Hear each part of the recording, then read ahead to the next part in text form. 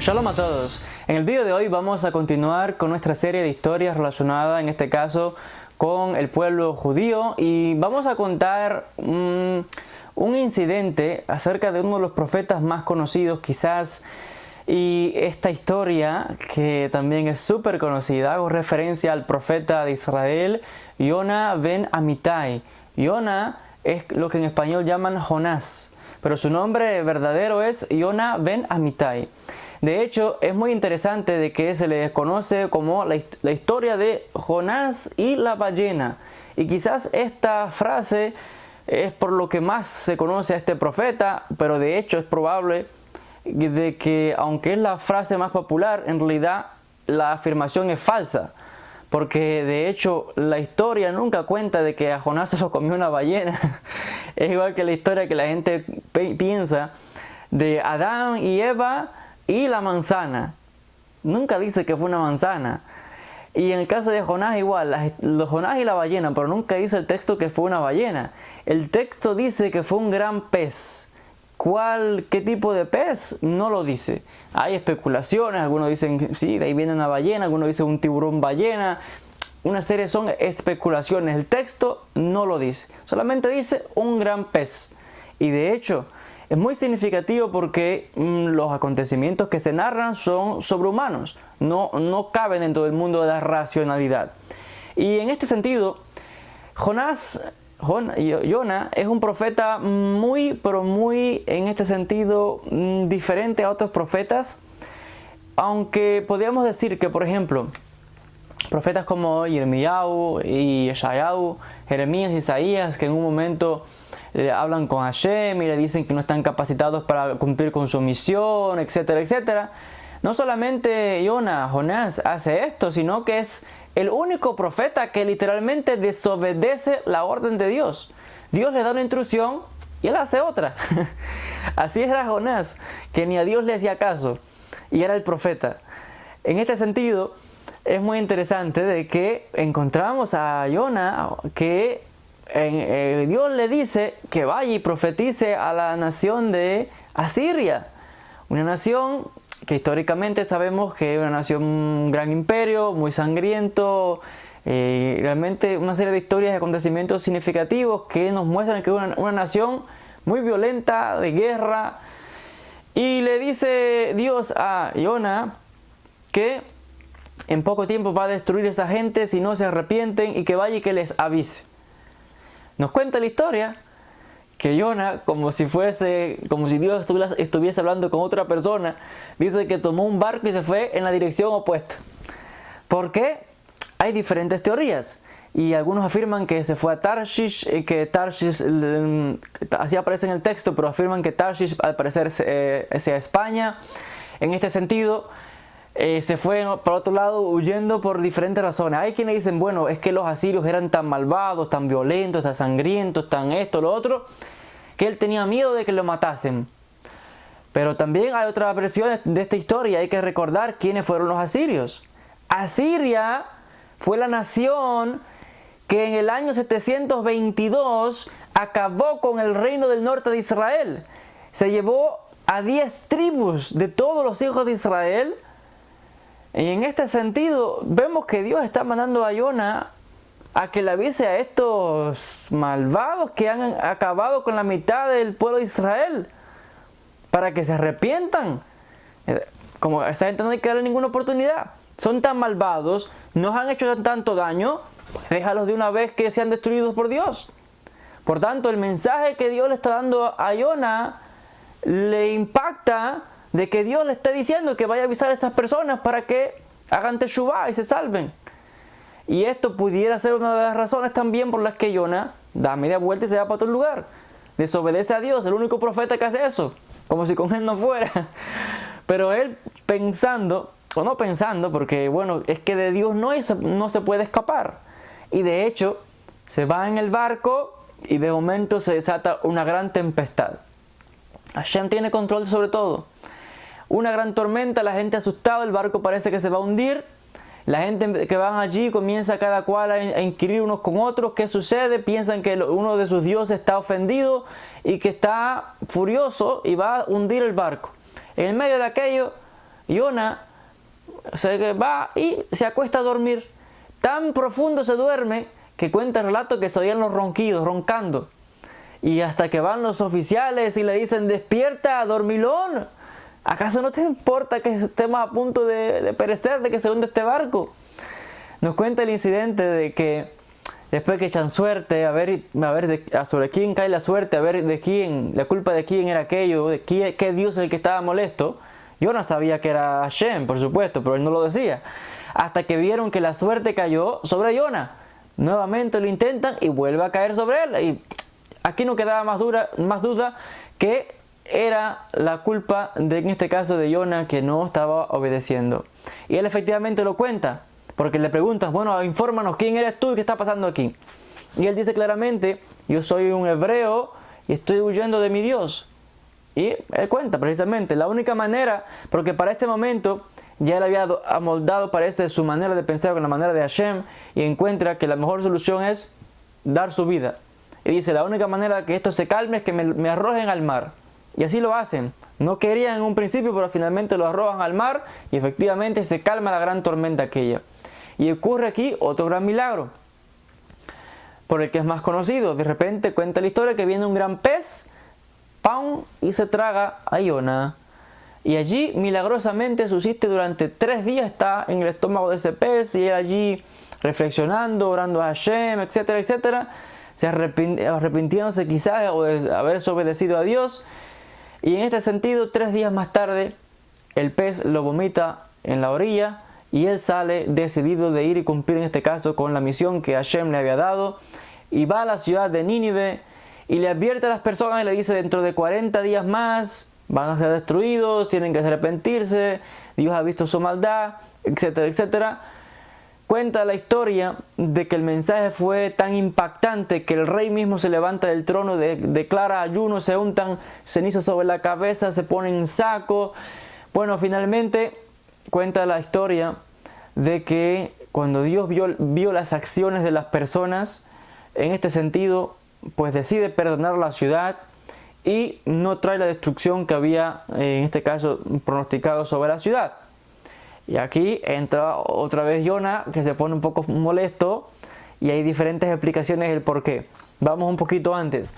Se nos habla primeramente en este sentido de que van y hablan da esta serie de profecías que llega a los oídos del rey.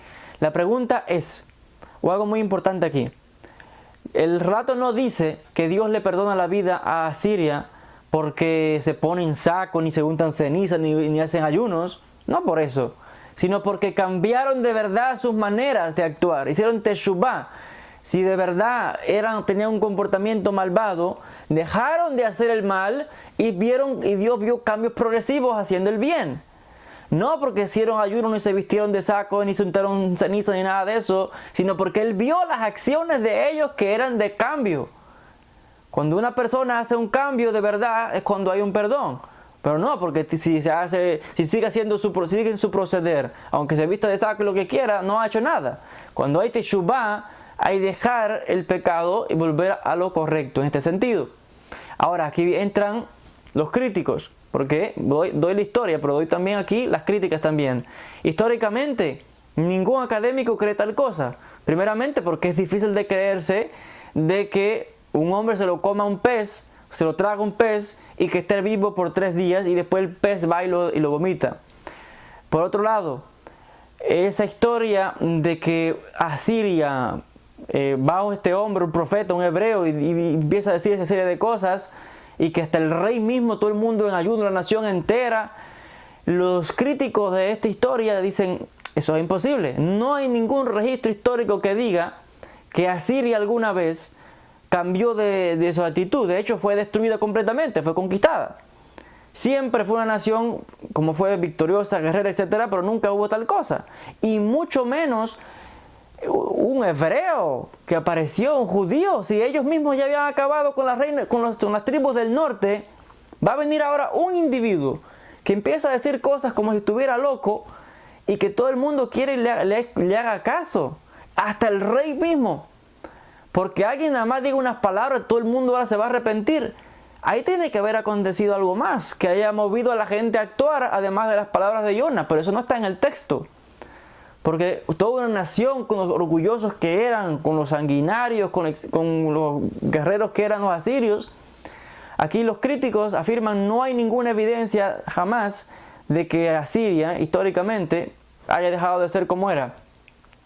Porque en este sentido, de ahí el arrepentimiento de la historia o el perdón que se le ofrece a Asiria, porque dejaron de actuar de esa manera y Dios les da el perdón. Entonces, este es el lado de los críticos. Ahora vuelvo otra vez a la historia, porque hay que dar ambos lados.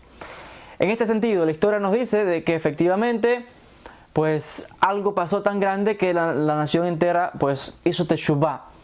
En este sentido, a Jonás no le gustó aquello. ¿Por qué?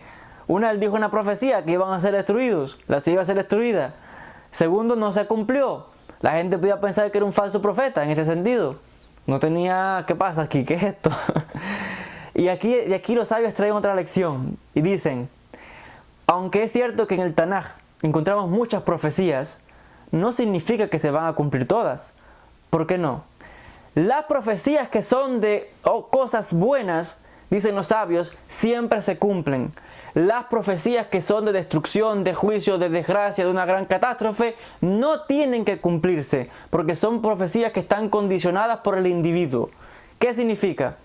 La mayoría son cosas como, dicen los sabios, como para asustar a la nación, para que sea de escarmiento, para mover a la gente a hacer teshuvá y que deje el mal camino y se vuelva al lado correcto.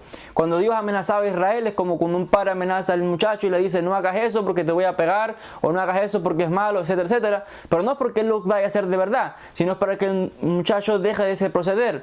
Entonces cuentan los sabios que cuando hablan de profecías, incluso de profecías futuras que hablan de grandes catástrofes, etcétera, no tienen que ocurrir, porque si la persona se arrepiente y hace teshuvá, no tiene por qué venir la desgracia. Si cambió, como el caso de los asirios, la profecía era destrucción, pero no hubo ninguna destrucción.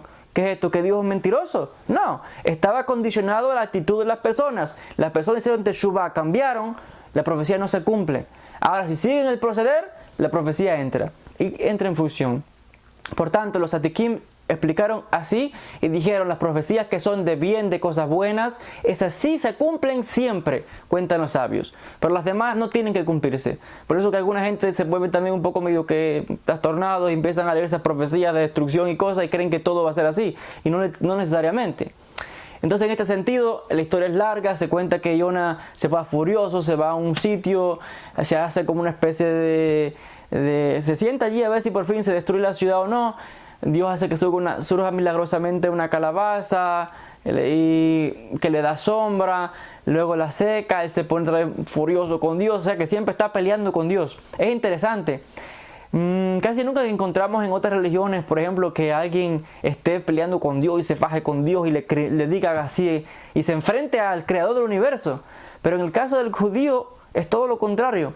El judío literalmente se enfrenta a Dios y tiene que enfrentarse, lo desafía y le desobedece y vamos, tremendo, de tú a tú. No solamente, bueno, de ahí la palabra, Israel. Israel significa que contiende con Dios y prevalece. En este sentido, prevalece por encima de la divinidad. Y de ahí se llaman los hijos de Israel, de tal palo tal astilla, de como el padre de los hijos.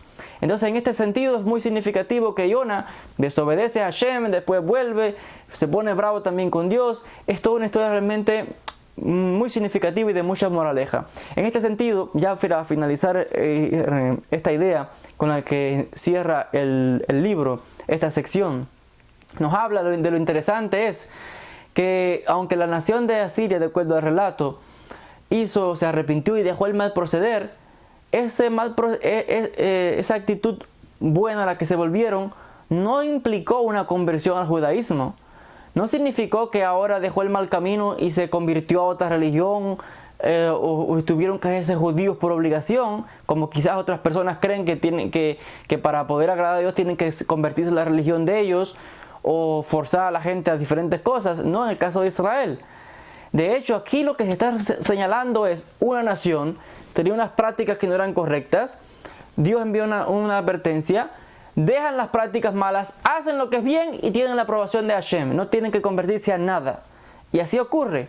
Y de hecho el libro cierra con esta idea, de que esta debe ser la lección más grande de la historia de Jonah. No de que se lo comió una ballena, que también es falso, no es ninguna ballena, fue un pez. Pero ni eso tampoco es la importancia del relato. La importancia de toda la historia es mostrar de cómo una nación que se le da una advertencia es capaz de cambiar y hacer el bien. Y en este sentido es lo más importante de toda esta historia. La importancia de que la persona deje su mal proceder y haga lo que es correcto y tiene el favor de Hashem. No tiene que cambiarse de religión ni ir a ningún lado. Siempre cuando, claro, todo esté de acuerdo con las leyes de la Torá. En este caso, aquí esto soy yo suponiendo, los Sadikim dirían que Asiria en este sentido, pues con solamente cumplir con las 7 leyes de Noah, lo que llaman los 7 preceptos de Noé, que son para los no judíos. Si usted lleva una vida limpia de moralidad, un solo Dios, no hay ídolos, etcétera, etcétera, respeta el matrimonio, aspectos morales normales, pues tiene también la aprobación de Hashem, no tiene que convertirse ni al judaísmo ni a nada. Y esta es la diferencia del judaísmo con otras religiones, siempre ha sido así. Israel es una nación, los no judíos también tienen su nación. ¿Cuál es el problema? Ninguno. Cada cual por su camino llega igual a la divinidad igual, llega a Dios igual. No tiene que cambiarse a ningún lado. Dios también acepta al judío y al no judío. ¿Cuál es el problema? No hay que cambiarse a ningún lado. Cada cual recibe su recompensa, cada cual con su pueblo. Eso es todo. Y la historia de Jonah nos muestra la importancia de este relato, de teshuvá, de arrepentimiento. Mucho más importante de que si se lo comió un pez o no se lo comió un pez, porque la importancia es esta, de la actitud de unas personas que hicieron teshuvá y obtuvieron, en este caso, la aprobación de Hashem. Hasta aquí este pequeño vídeo con esta reflexión sobre la historia de Jonás, como le llaman en castellano, pero él se llama Jonah ben Amittai, y espero que haya sido interesante para todos. Gracias por la atención, Besat Hashem, nos veremos en un próximo vídeo. Shalom y bendiciones.